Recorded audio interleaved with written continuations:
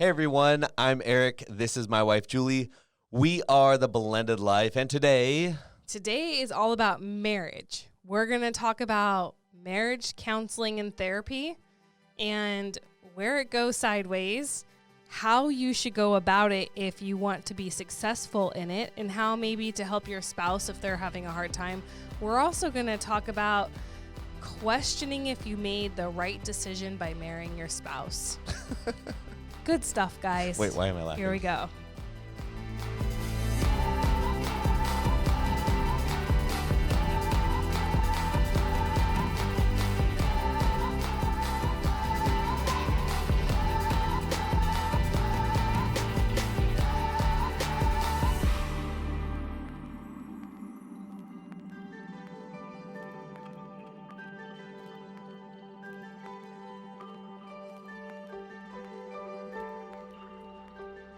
Welcome back to another episode of the Blended Life. Yeah, so we have 3 topics tonight, all with marriage, right? Like I said earlier. And I think this is a really important one because I think that we all want to give up. There's some points where we're just exhausted. Everything seems like a lot of work, right? Right. We're unsure about everything. Nothing makes sense. We're feeling out of control. And these are all very normal feelings. And so I picked these 3 topics these 3 write-ins because I thought that this would really help married couples feel not alone and also to give them some perspective. Okay. Okay? Yeah. So the first one's really simple. We have someone who wants to know about couples therapy. Does it get worse before it gets better?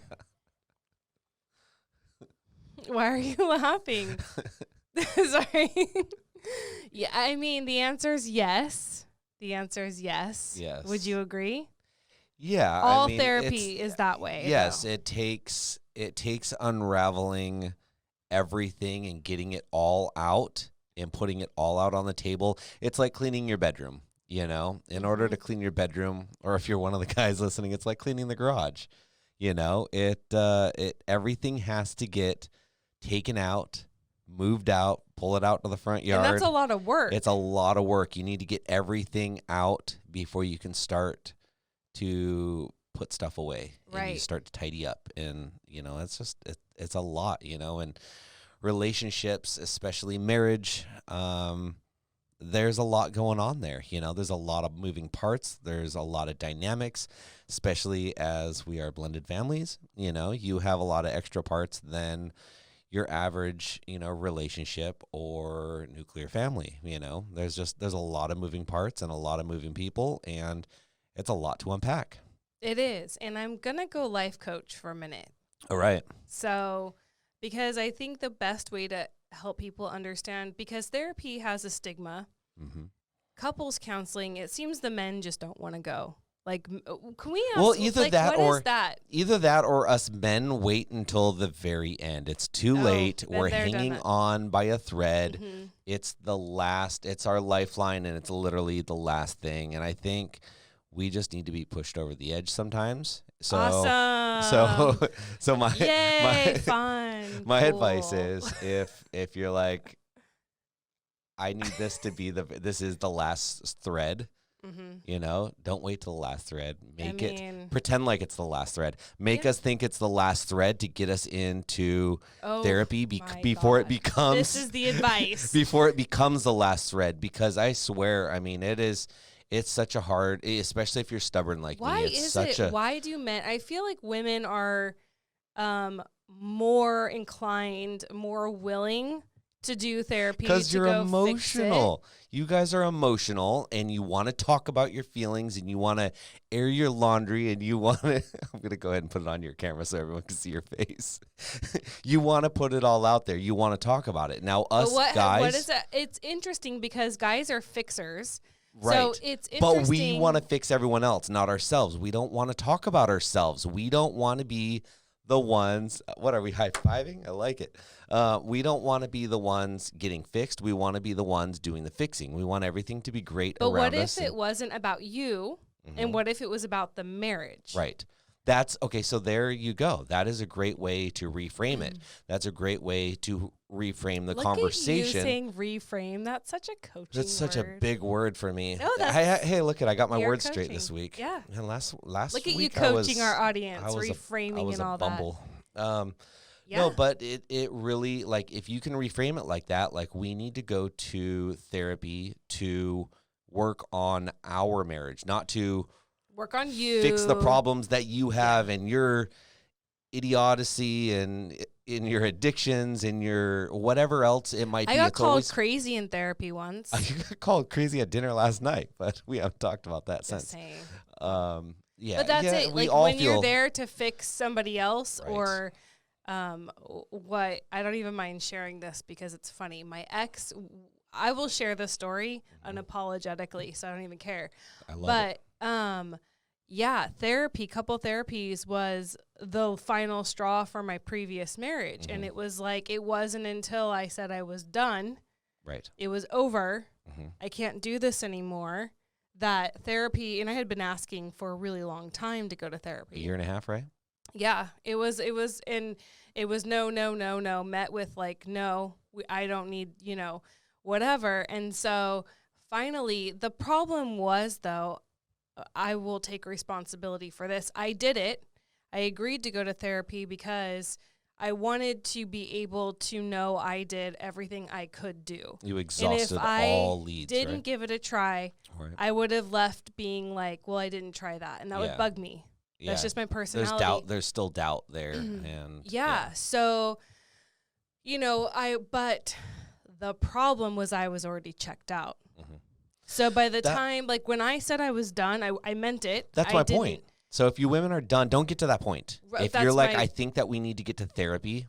I think that was my point like 3 minutes ago. Like, right, but you don't want to threaten divorce. No. Because that's a door. That's a door you don't want to open. You don't want to open. So how do you express it's the end without expressing it's the end? I don't know. Or threatening. Like, how do you let your partner know how dire it is? It's about that communication. It's about being like, look, like, so communicate to me. We need to go to therapy. Look, like, we're at the end. I'm feeling this. I'm starting to emotionally check out, and I'm not all here anymore. Too much is added up. I truly think that we need to go to couples counseling. Mm-hmm. Don't call it therapy, call it couples counseling. That's better. It sounds so much sweeter. Or what if we just need to go get help? Yeah. Is that better? Yeah. Go get help? Yeah, but talk to them. And be like, we need to get help. We need to go to I feel like we need to go to couples counseling to work on myself, to work on us, make it about us, make it about the marriage, ourselves, the relationship. Right. Make it about us and ourselves. And we need to go and we need to do this because I can't take much longer, of this. And if we can't do this, then I don't think we're going to make it. Yeah. I think we need help outside of us, Yeah. And a good place for people to start, if this is you and you're like, man, this is totally me. This is hitting the nail on the head, but I don't have the money to resource something like this or the know-how, or I haven't heard good things about good couples counseling or therapy in our area. Check with your church. Check with, any of your religious outlets. Talk to a pastor, talk to a priest, talk to whoever.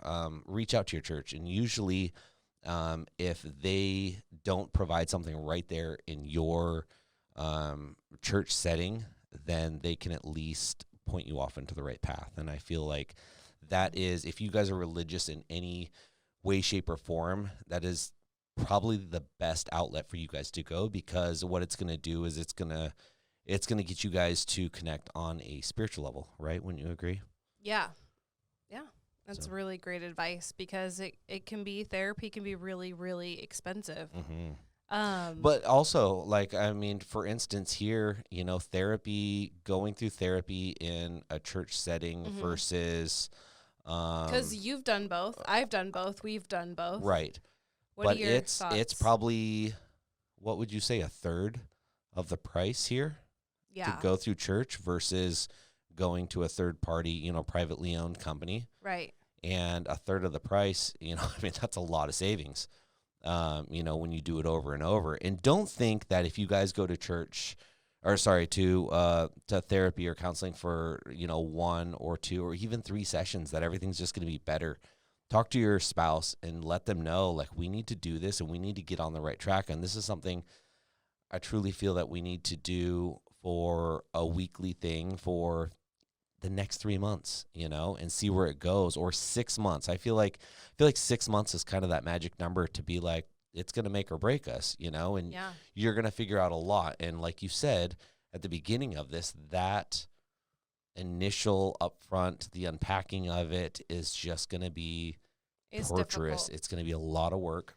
Yeah. You're going to hear a lot of things you don't want to hear. That pisses Stuff's you going to be off. brought out. And that's probably one of my biggest advice is, if you guys are going to couples therapy or counseling, is go there from a place of love. Go there from wanting to fix this. Don't go there as wanting to drag your spouse or your partner through the mud and turn this into a Jerry Springer TV show. Make it about wanting to fix your relationship. Now, be honest, but don't use it as a courthouse. Don't use it to An judge. excuse to make your spouse an emotional punching bag. That's it, because I feel like a lot of people, and this is what happened to me at the first time I ever did this in my previous marriage. We went there, and all of a sudden I'm like, I'm totally convicted of everything. Like, everything that I've ever done or said or whatever it was got used against me, like the court of law. And I'm like, wait a second, we're trying to fix our marriage, and now I've got her against me. I've got it was a husband and wife counseling, session people, and I felt like I was being judged and they were against me, and it was just an awful experience. And it's because I not only now had my wife against me, but I now had these 2 people who I didn't know who they were, completely judging me and against me. And we weren't there to work on our marriage like I thought we were. It was there to tell me what a terrible human being I was and everything that's wrong with me. You know what I mean? I'm curious to know how you know that your therapist couple was judging you. Like, what let you I don't know. that you were being judged? I or was I it just can't- your perception? It's my perception. It's the way that I felt about it. It's not necessarily how it actually was. Okay, It's because just they weren't the way. like outwardly judging you, were they? Because I don't want to scare people off. Or if they were, then that's No, I good think to know I think too. the problem with it was the way that we approached it. We approached it like a courthouse. We were trying to win our sides of the argument. I was trying to win my side. She was trying to win her side. And they were going to decide who was right and who was wrong. That's type how of a it thing? got approached. But if Oh. you know me, and when I fight, I am not a dirty fighter. I'm not the one that's gonna bring up things that are gonna hurt your feelings and are gonna get under your skin. That's and just hurt. when you're joking. And That's not when it's serious. That's just in good fun. and hurt your heart. I'm not out to. Yeah. I was there to try to Yeah. fix this. So You're I'm not more trying. well-intentioned. I was not there to unleash and cause problems and point fingers. And if there's secrets between us that I feel like can be worked out, or whatever, I'm not trying to bring that up, and fight about it if it's not truly an issue. If it's not something, it's not like she's secretly hitting me and I don't want to tell anyone about it. It's not, it's nothing like that. But if there's just little petty things that I'm like, we're working through that. So I wasn't there to have a battle in court and fight about it. And that's what it turned out to be. So going back to it, though, to, why I'm even talking about this is because if this is you guys and that's why you're going there, come from a place of love. Don't go there to get someone else on your side and have someone else tell your spouse or your partner what's wrong with them, or that's not why you're going there. You're going there because you want this to work out. So come from a place of love. That's really, really good advice. Thanks. I'm curious, too, because you and I, so our listeners may or may not know this. If you listen to us since the beginning, you'll know this. If you're new, you won't, so I'll just say it again. But when we did premarital counseling, we actually did with 2 people. We did like double, simultaneous. We did double duty, double due diligence, whatever. But we made 3 promises to each other. We were one of the pastors who married us wouldn't marry us until we made these 3 promises. Mhm. And so the 3 promises were, do you remember them? I do. So it was, we had to talk for 30 minutes a day, every day. Every day. And so I was actually really having a hard time with this one But because it's I'm like, super easy. it's easy because right? it's not like at one time. Like sit down, we have to schedule out 30 Yeah, minutes. it's like we talk here and there, we text here and here, and it all adds up to 30 minutes before bed and in it's the easy. morning. We It's easy. smoke that every day. Yeah. You know? But I was like nervous about that because Right. we're putting anyway, because I didn't want to make a promise I couldn't keep. Right. Also, and then the second promise was that after 6 months of marriage, Mm-hmm. that we would do something, Some type of counseling or or a therapy retreat. or right. We would do something to work on our marriage, Right. however that looked. We could have Right. gone away for a marriage retreat. We could have gone to counseling. We could have done something, but something to work on our marriage. And then the third promise. Well, so we did that. We got involved with we went to counseling. we went to counseling with at our church, and that's Yeah. how we know that it's about the third of the price. And it's great. It's wonderful. It aligns with us and our spirituality. And I think it's been great because we both came there from a place of love. Whenever we've gone there, it wasn't 2-point fingers and fight, and it's been a good thing, you know. And then COVID hit, and then that all. Well, I want to come back to that, but I want to get out the third promise Yeah, before people get lost in our Yep. story. So the third promise was actually about counseling and therapy, that Yep. we promised each other that at any time in our marriage, from now Anytime, until yep. dead, one person says we need counseling, we need therapy, that it's an automatic yes. There isn't question, there isn't shame, there isn't Well, we don't need it's to. basically it's just like, that if okay, one of us and we feels go. that we need to go Right. to counseling, then We say yes, and we do it. Yeah, then we do it. Period. That's it. At whose expense? So, but I want to go back because you've had 2 experiences and you framed your first experience with counseling and therapy. And I can see why it would turn you off to it. For sure. And you'd be like, I don't want to ever For experience sure. I've that actually, again. well, so technically, I guess I've had 4 experiences with it. Has it all of, okay, well, I No. want to go back to ours though, Mm-hmm. because we went, Mm-hmm. you know, and there came a point when you were done. You didn't want to go back.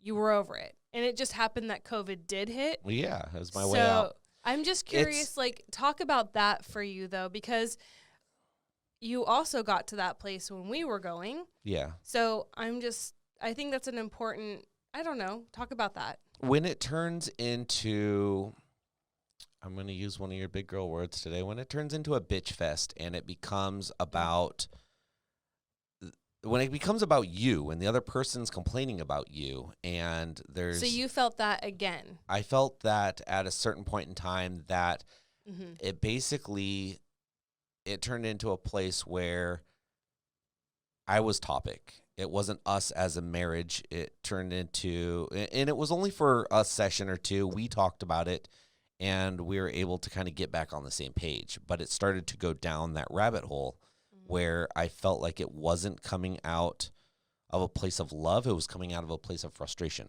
Yeah. That makes sense? Yeah. And that is just, that puts you up against a wall, and basically you're going into a court of law every single time you go there.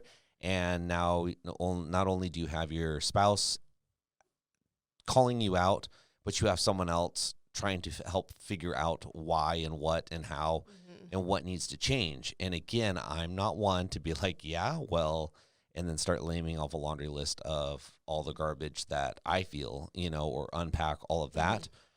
I'm trying to listen, you know, and it becomes overwhelming, and I'm like, you're biting your tongue. So the second it becomes about an individual person and what they need to work on, sometimes that's just what needs to happen. Sometimes It's true. it really is about that one person. Well, it's but about that both one people have things to work on. Obviously, That's it's not it. just one person has things to work on, but in sessions, it is like sometimes it's your turn, sometimes it's my turn. Right. You know, like we're imperfect people trying to figure out how to coexist in our home and raise Yeah. this family. And sometimes it is going to be about you. Right. And sometimes it is going to be about So here's me as so well. so the you way know? that you're remembering this a little different, because what happened is you were like, okay, well, you got to that place and then it became COVID. That's actually not the way that it went down. Oh, Okay. The way, because you said COVID hit. when I got to in that place originally. was on our first session. Oh, It yeah. came yeah. out that way, and that's the way it started. And I'm like, Mm. whoa, hold up, pump the brakes. Like, this is not That's what I right. signed up That's for. right.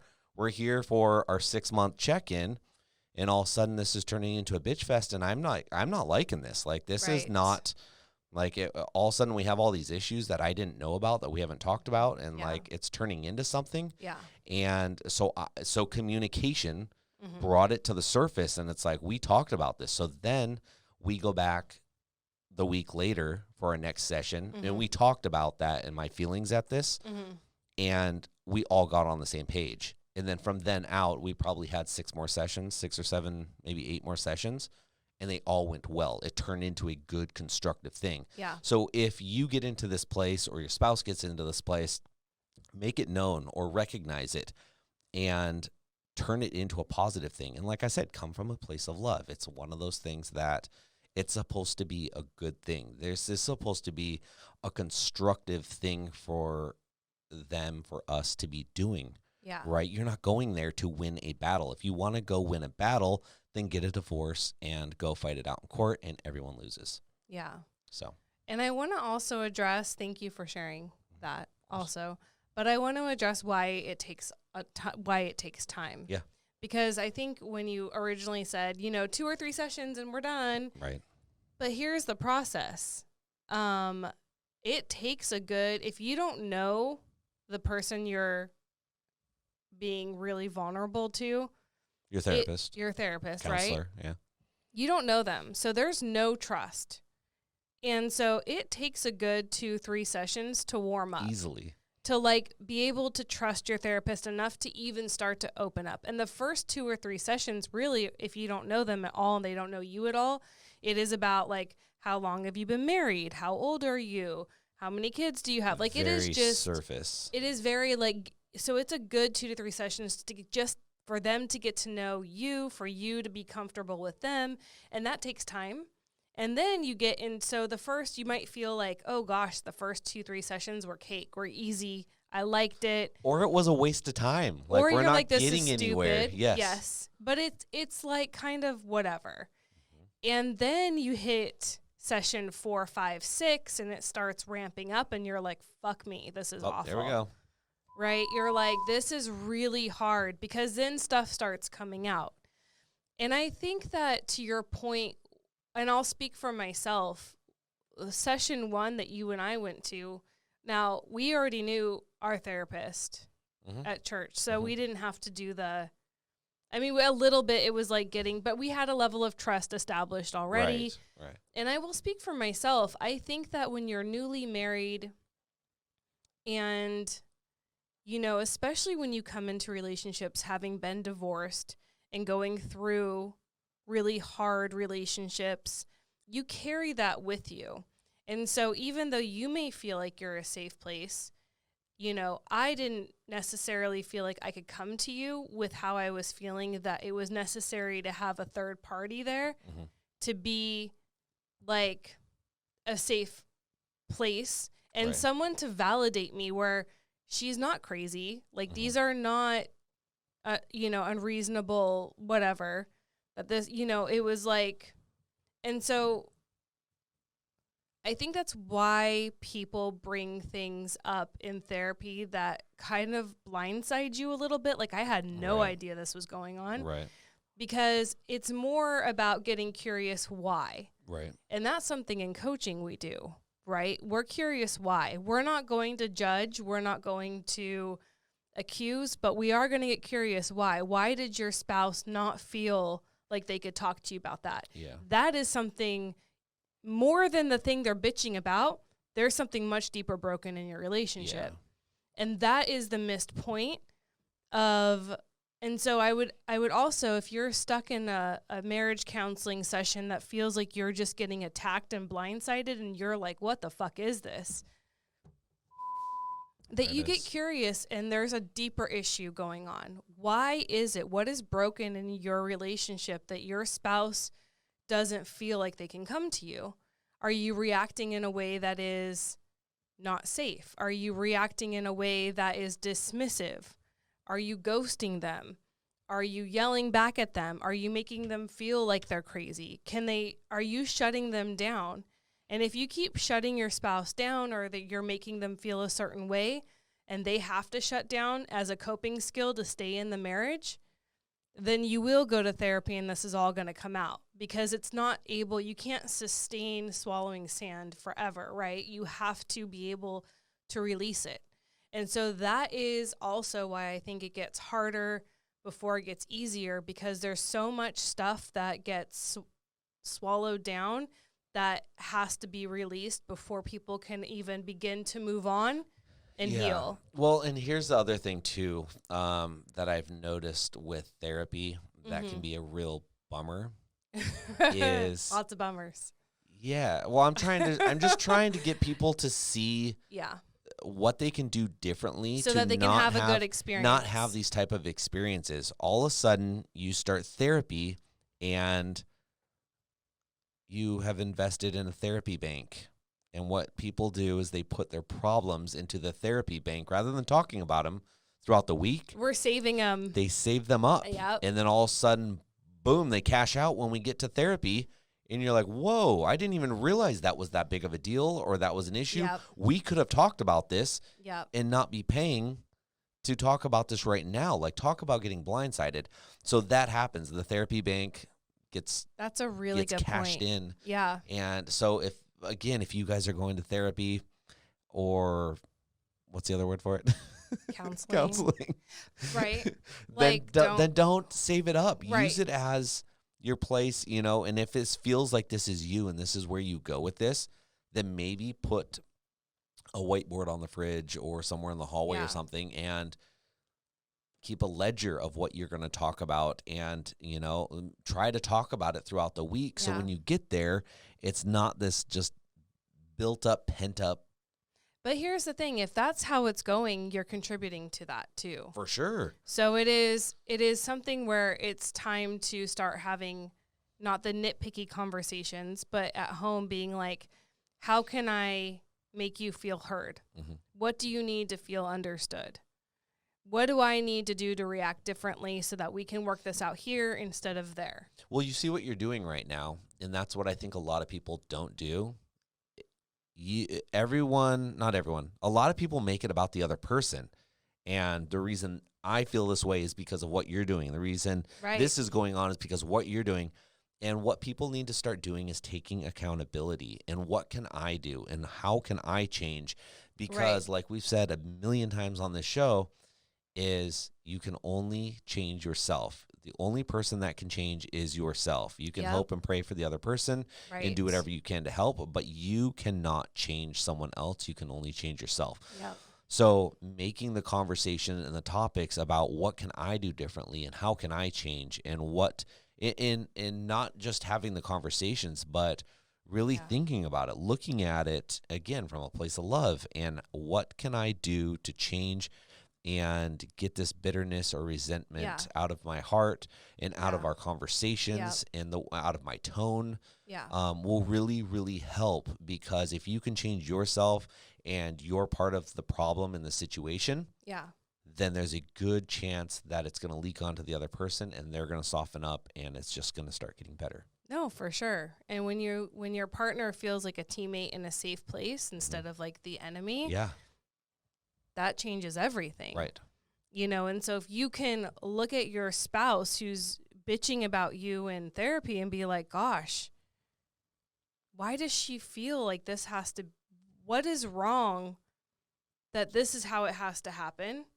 Like, instead of like, maybe it's a cry for help, like seeing it more not as an attack and an affront to you, but more like, what am I doing to make this unsafe, where this is how it has to go down here? Right. Like, am I not receiving? Am I not hearing? What is it? And I think that helps calm people down a lot, and would actually be an avoidance of therapy. I think therapy happens because you don't communicate. For sure. Because you don't and it's a breakdown, and you need a mediator, Well, and then you get there, and all of a sudden, someone to pull it out of you. Communication is just a hard thing at that point because it's not what you're practicing. It's not the norm. Yeah. So that go to therapy with hopes of this is gonna learn us how to communicate. Yeah. And I'm gonna do a shameless plug right now for life coaching. I love it. Because therapy is really great. Therapy helps you. Therapy is an important tool and an effective tool for healing, for processing trauma, for diagnosing mental disorders. Like there is real quickly, the quick breakdown, the difference between therapy and I do this in all my sessions for my first breakthrough session, but this is cool. You guys get a little tidbit. So therapy is very past focused. Mm-hmm. What has happened? Trauma you've been through, processing hurt and pain. And so like when you're in couples therapy, you're bringing up everything from the past that's been done. Right. We're here now because of all these past events, right? We're not getting along now, and this is why, and this is what's happened. And, if somebody's been sexually molested and you have to go back and unpack that and process that trauma and be released from that hurt, or, you're super severely depressed and you need to have a place to unpack that or get diagnosed with depression so you can get medicine. So therapy is very past focused. It's very... we're focusing on healing. We're focusing on unpacking and processing. And life coaching is very different. Life coaching doesn't do that. Right. There's some of that kind of built in, but that is not the focus. Life coaching is all forward focused, goal focused. How can you show up differently so that the world around you can transform? So life coaching is actually really great for married people because they show up differently in their marriage and their marriage completely shifts. And they didn't have to go sit with their spouse in therapy. They didn't have to go to therapy. And I think people feel really stuck in therapy. And I don't know if you can relate to this, but you go to therapy and nothing really changes. It does turn in, it's you go, but then nothing changes. Or you feel better maybe that you got stuff out on the table, but then what? So what? We aired our laundry. We kind of have an understanding. Yeah, but we have no idea how to move forward. Yeah, exactly. Because you leave there feeling worse and you're like, well, we'll have to wait for the next session. And you don't get tools. No. Right? I've never been given tools in therapy to use to move forward, to better myself. And that's life coaching. Life coaching is every session giving you a new tool to approach whatever. Blended life, step parenting, marriage, career, finances, health, fitness, spirituality. So you're given tools to show up differently. And so it's helpful in the sense that you're given direction on how you can change and you can be different and you're empowered, because in life coaching, right, nothing changes unless you change. So if you really want the world around you to change, it really does start with you, like Michael Jackson said. Well, and that's... Man in the mirror, right? I was trying not to let you go there. You knew I was going there. But the neat thing about this, too, is I feel like, and like you said, more women than men want to go to couples counseling and therapy. Yeah. And a lot of us men just don't want to go. So life coaching is something that you women can go do without your spouse, and you are going to get results without your spouse. Now, it might not make everything better, and it might not save your marriage or relationship, but it's going to save you. It's going to save you as a human being. It's going to allow you to get through life better, get through your marriage and your relationship better. And at the end of the day, it's going to make you a better and the best person that you can be. No matter what happens around you, no matter how your children turn out, your marriage, your relationships, all that stuff aside, it's the best you that you can be. And that's the neat part about watching you do this is it's like, wow, it's just a totally different approach. And so people don't understand it, It's like, oh, life coaching, haha. It's just because it's unknown. What is it? So we're gonna make fun of it because we don't know what else to do with it. No, it's a thing. But and life coaching is a lot about creating habit change really stepping into your truth. What is your truth? What do you really want? Let's create habits that are going to get you to where you want to go. And every session is very different, but very purposeful. And so, well, and very pointed too. Yes. It's for the individual. It's for what they want to work on. Yep. It's like you said, very goal oriented. Yeah. So it's very tailored. And I've seen you do this for people, and I've got to go write a session for this one person. You're not pulling out a notebook and it's just some generic thing to work on. You are tailoring each session to your client and already getting such wonderful results. I mean, you've got the coolest review today, from one of your clients. But it's neat to see how impactful this is on people. Because it's empowering. That's it. Because you're not waiting on, because the thing with therapy, I think, is that we're always waiting on the other person to change so we can be happy. Right. If my husband just changes this about him, I will be happy. If he just does this differently, I will be happy. And that is very disempowering, right? Like, you're giving all of your power to somebody else. Or, if my stepkid would just behave, I will be happy and I will be better. But it's like you're giving your power to your stepchild and you're not even going to enjoy life. That's it. What is that? That's it. This is what we do, though. Right. Our happiness we make dependent on everyone else, and we are always going to be unhappy because people will always let us down because we can't control them. Well, and they're not mind readers. They have no idea. People are selfish. People aren't all about you. They are all about themselves. So it's time to be empowered and figure out what makes you happy and live that out. And then when you show up in your family as a happier, better version of yourself, that changes the dynamic of everything. And so if you're interested, I don't mean to turn this into like a sales pitch, but if you feel like you want to know more about coaching, or if it's a good fit for you or whatever, I do offer a free breakthrough session that you can sign up for. All you do is, email me or write me on social media and say you're interested. The email is becomingheardnow@gmail.com. And you can just say, hey, I'd like more info. I'll send you over a link and some info and we can connect. And no worries if it's not for you, but if you feel like, hey, this could be really useful, I would love to help. It feels like my purpose in life right now. It totally is. Well, and the neat thing is, and I feel like I can help. Like, I feel like it's actually something and you're working useful with people from all around the world. And it's not like, hey, like, I'm not close to her, so this isn't going to work. Mm-hmm. Like, you will go out of your way to make it work for anyone, any location. Yep. As long as you have an internet connection or a phone. Like, yep. I mean, you don't even have to come into my office. Everything is phone sessions, just because you can be wherever you're at. And we email often and we talk every week. And anyway, it's a thing. But you a phone session operator? I am. All right. But also I want to talk about transformation, because you said 6 months for therapy is like the magic number. No, I said I feel like that's where you start to feel like, all right, you're done. I'm settling. I'm getting what am I doing comfortable here still? Or normal, or it's just But it takes time, and all takes time. So the same with coaching. Right. The minimum length of coaching time I do is 3 months. Mm-hmm. So if you sign up with me coaching, we're attached at the hip for 12 weeks. Which is cool, though. Because it takes time. Like, again, right. It's a process. Transformation But here's the difference. Takes time. Here's the difference that I see in that. I'm saying this is where you get comfortable and you start to figure out what we're doing. What you have been doing, you're done after that 90 days. Now you can go on to further programs. You have a new baseline. Right. Yeah. You can get going. Yep.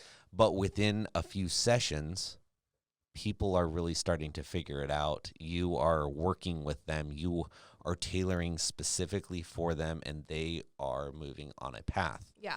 Whereas therapy is very broad. Yeah. Coaching is very streamlined. What's really hard about therapy, and like I said, I love therapy. I go to therapy. It's your I love it. It's my binky binks. Oh my gosh. It's my ninky. I really love it, but it's not. I'm thinking what I'm going to get you for your birthday this year. Therapy sessions. You haven't It's gone in my a really long 40th time. birthday. I just went yesterday. Oh yes, that's right. You changed. No, I'm thinking like Day you used to before. do. You used to I do know, I like. missed that. I just can't afford it. Oh If my I could, I gosh. would.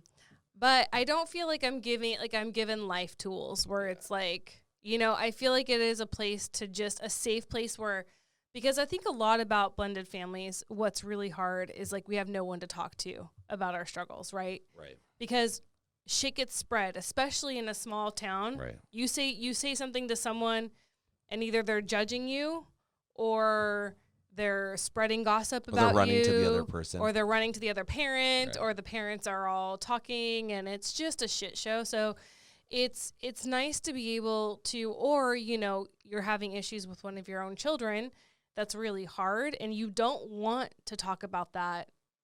Do you know what I mean? You want Yeah. like a safe place to unpack that.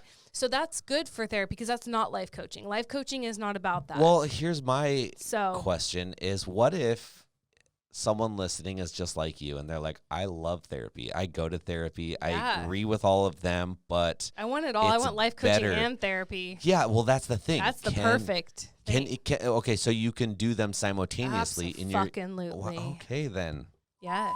I'm making Why that one not? loud. We're blowing eardrums Why out. with that one. not? Why not? Why not have as many avenues for self-help and self-care? It's just like having. It's like having a not? gym membership, and then having a personal trainer, right?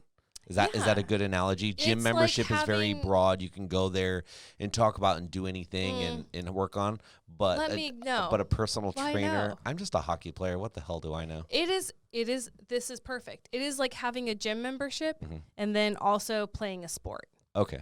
Both are exercise and good for you. hmm Gym is you do what you want all over the place. You're weightlifting, you're spinning, you're running. Sometimes you're just talking to people. It's a variety, right?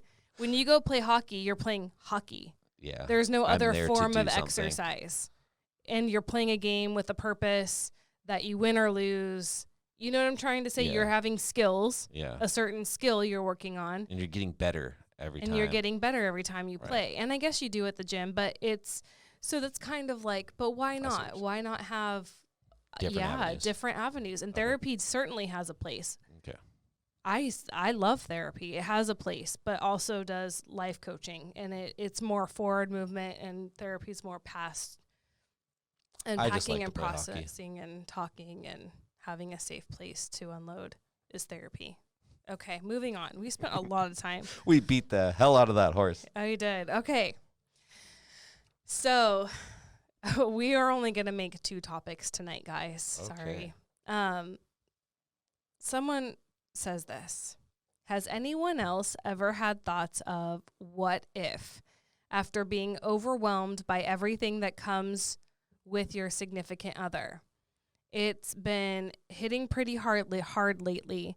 My husband and I are coming up on our 1 year of marriage and 3 years together. It's hard to admit I've been thinking about if I made the right choice or not. I love my husband with my whole heart, but it comes with a lot. How do you know what is too much and how much anxiety and what is too much and how much is anxiety and worry?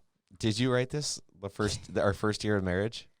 I wrote this last night. And Okay, changed listen, the if she's number. listening right now, our first year of marriage was by far like 10 times our hardest year. Why? We had been together for years and years prior to it. Everything was great. Everything was smooth. Like 5 years before we got married. Yeah, and then we Mhm. got married, and all of a sudden that was the hardest year, hands down. Why? Can you pinpoint any reason why? We went to therapy. It was Sorry. it was And hard we did- because we waited because longer what than that, happens but is now I think you that's why we went to therapy.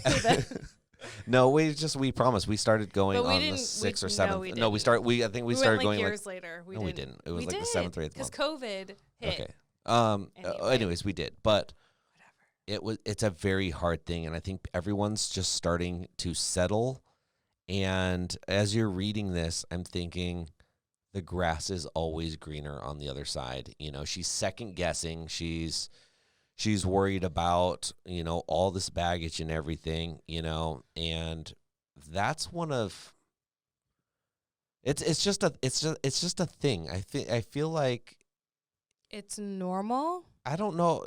I don't know if it's normal for everyone, but it is a very Common. common thing that happens to people. And I think it's like with anything, that there's always the doubt, the self-doubt, the what if, unless everything is perfect. And now remember, you are in a blended family. It is going to have its ups, it's going to have its downs. It's going to have a lot of downs, but the grass is not greener. Wow. No, I mean, truly, No, it's hard. It's a lot of work, and it takes getting this figuring out and really getting on the same page Yeah. before it gets better. So you're going to have your ups, you're going to have your downs, but it's not any, having these doubts, like, forget the doubts. You could think about your doubts, but if you were with someone else, they're going to have just as much baggage,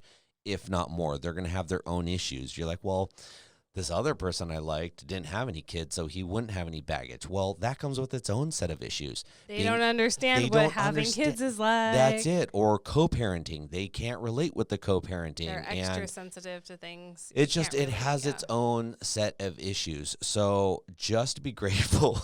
Be grateful for your own issues, Yeah. And this is really, really good stuff, because I think that it's a thing people feel a lot. I think it's normal. I think questioning what if. I remember there have been times where I just have thought to myself, it would be so much easier, and I'm sure you have too, like if it was just you and your son and that was it, it'd be so much easier. No, but you do suggest that to me sometimes. Yesterday, day before, like, go be happy. Take your son and go be happy. This shit's real. Take your son and shove it. But, like, how much easier would it be if it was just you and your own kids? So in theory, that sounds great. That's what I'm about to say. Like, but that's not. Here's the problem. If you could really sustain that, you and your kids forever, it could be easy, but that's not how we were designed, and it's not fulfilling. And eventually those kids are going to get old and grow up. Not only that, I think it's not sustainable to be alone with your kids forever. No, not at all. Because that's not fulfilling. That's not how we were designed. We weren't created to do life alone. So while you might feel like that, if you followed through with that thought, right? Like, this would just be easier. Okay, let's talk about this. Is a coaching thing. Mm-hmm. Okay, awesome. So let's talk about how that looks, right? Yeah.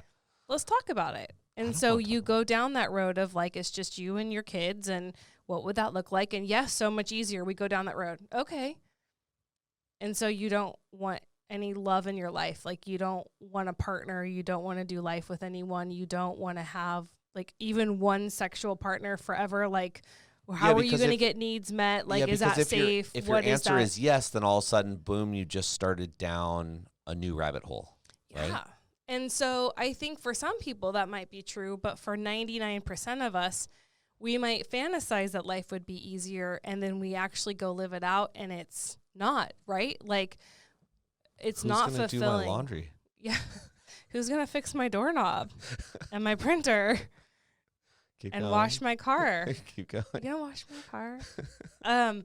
But these are the things, right? Like, and so I know it always seems like Eric said grass is greener, but when you actually follow the fantasy through and talk it out, you realize, oh shit, I would end up with somebody else with their own set of problems. Like, yes, you may be released from this and live for a while, you and your kids, or you alone, but you would be right back with somebody else eventually. Sweet release. And back, it is. Yeah. It just cycles. And so, and putting kids through another divorce, you have to also recognize, like, if you're in a terrible marriage, and are you going to put kids through another whole thing?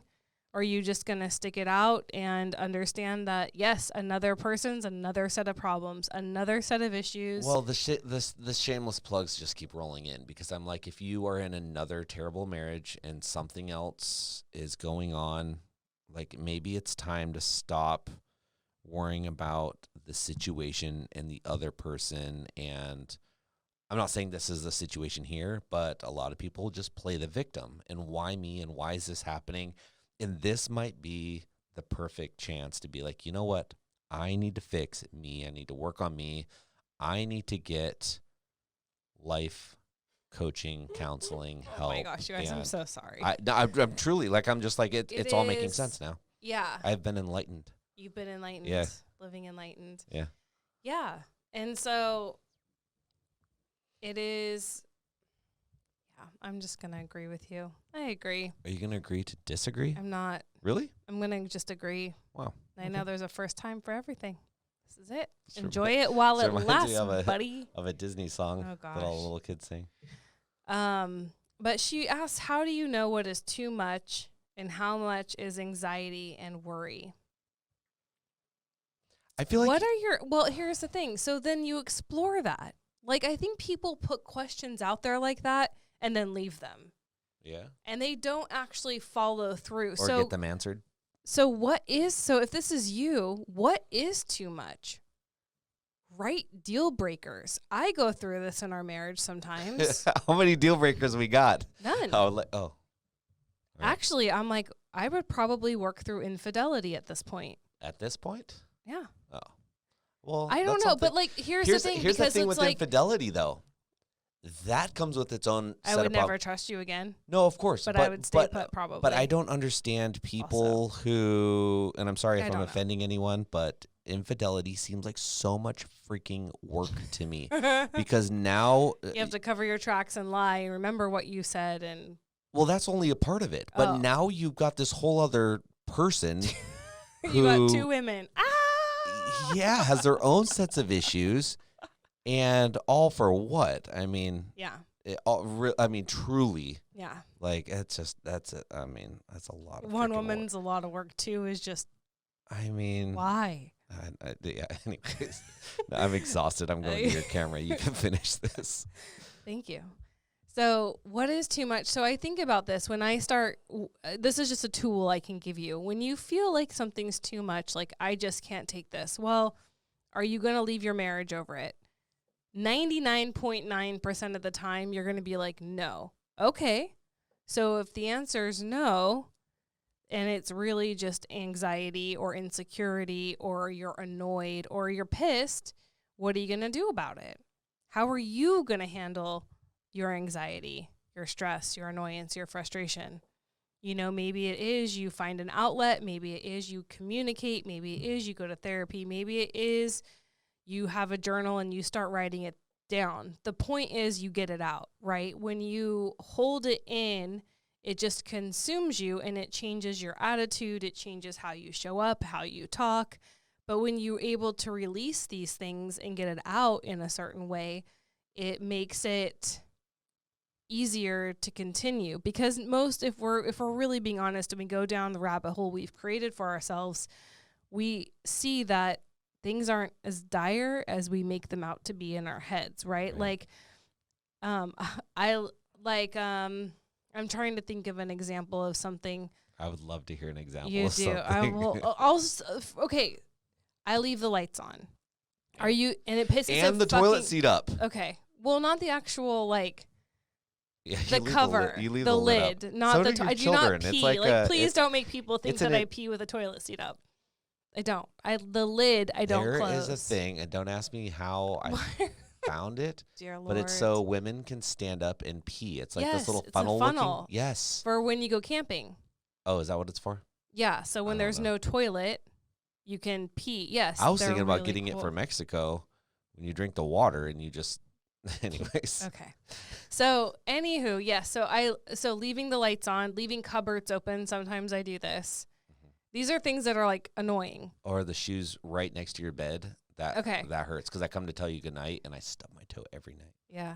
I'm learning. Or the razor, leaving the razor up. I get really angry about the razor. Well, because it ends up getting. I can't. There's no place for me to put it. Where would you like me to put it? Up your ass. Yeah. So anywho, I go to reach for the soap and I end up cutting my fingers. Now I feel like you're just a bitch fest. I'm not giving you permission. This is therapy now. Okay. All right. So here's my point. I have 3 more things. This is annoying, right? These things are annoying. Yeah. But are you gonna leave me over them? I mean, if Okay. I cut my finger one more time, my Okay. finger might leave you. Okay, we'll just chop your finger off. Problem solved. Think outside the box. Thanks. So, but here's the deal, right? I see what you're saying, though. Like, I have a tough family situation. Are you going to divorce me over it? No. But this is the thing. Like, I lost my career and I don't have I'm not financially secure anymore. Are you going to divorce me over it? I haven't yet. You haven't yet. There's still a chance. I don't know. So, but So you're saying there's a chance. But here's the deal. Like, instead of spending so much time thinking how bad things are, how miserable we are, let's put ourselves, like, let's have coming to Jesus talks with ourselves. Like, so what? Is this a deal breaker? Am I going to leave because I'm so frustrated over this? If the answer is no, well, one, that calms you down and puts things into perspective. And two, you can then be like, what am I going to do about it? Do I need to change? Do I need to let go of something? Do I need to accept this is just the way it is and stop being upset about it? Or do I choose to live upset about it and just, I'm going to be upset every day? And that's my choice. And when you start doing that, that's very empowering, and you learn how to let go. You learn to work through stress and anxiety. You learn not to let everything be a fight and everything be a battle and everything be a big deal and everything being an emergency. That's the anxiety, is everything is always so much because we make it so much. You know, if you have no control over it, it doesn't take up space in your head. Like, that's, X's. That's your problem. Not my problem. You know? Oh, yeah. Yeah. It's your problem. That's not my problem. I'm not going to deal with it. You deal with it. Why should we both have to deal with throw it? your eraser on the ground. Actually, I usually don't on purpose. I knock it off the shelf. It pisses me off so much. then And then you turn it over, and then all the goo comes out, and I'm like, it's just, they're expensive. Oh, They're expensive, and I'm just like, I'll buy you a new one. good. You're going to have to. I got no money. Okay. All right, you guys. Sorry for our rants. We're just being silly. We're not actually arguing. I know. We're going to get We're gonna negative get reviews now. Again. This is just, we banter a lot like this. If you guys have not noticed, we don't hate one another. We banter, and we have fun with it. Like we're like 80-20. 80-20. 80% banter, 20% Oh, I was like, hate. you're a lot like 80, and I'm closer to 20. I'm closer to like 12. We're age, right? All right. Anyways, me and my old lady, we're out. Just kidding. Thanks, you guys, for listening and watching our nonsense. We are the Blended Life. Don't forget to subscribe. Leave a thumbs up if you're watching on YouTube. Subscribe to us. Ring that bell for notifications, because sometimes, like last week, we just randomly go live, and we're pondering going live this next Sunday. So Yep. A week from today, we might be going live. So. And also, if you have a topic or something you want us to discuss, write us on social media, reach out in all the ways, comment on our YouTube videos, let us know, and we usually are pretty good about bringing stuff up. heck yeah. So, all right, you guys, thanks for being here with us, Bye. and we'll see you next time. Yeah.